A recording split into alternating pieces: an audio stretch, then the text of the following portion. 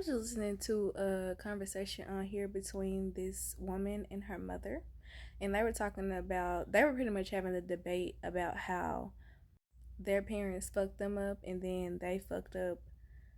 I think she was a millennial. They fucked up the millennials, and like how millennial and Gen Z parents are trying to find a new way to raise their children. And actually, that's exactly why I wanted to speak on this. I want to talk about the word raise.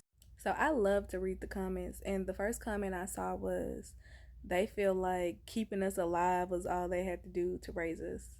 And as I started to think about it, I was like, well, technically, that's all raising is. That's what they do to animals, to property.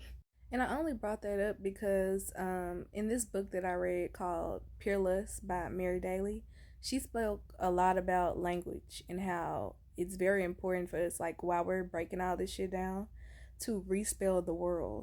Like in this patriarchal world, it's not really required to have feelings to care, to handle anything with nurture. It's not normal to care about nature in this world, in this patriarchal world. So to be a parent, it doesn't require you to care. It doesn't even require you to show affection, to nurture any of that. Your only job as a parent is to keep the child alive, to raise it up for labor, for function, for purpose in this patriarchal system.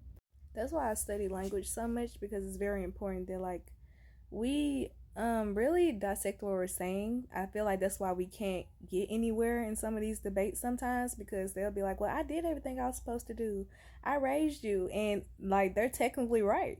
So maybe we should be saying things like, you didn't take time to develop, to work on my development, my holistic development, my spiritual health, emotional health, mental health, physical health. Like you have to start being specific, because some of these words are like, they don't, trying to figure out how to say it.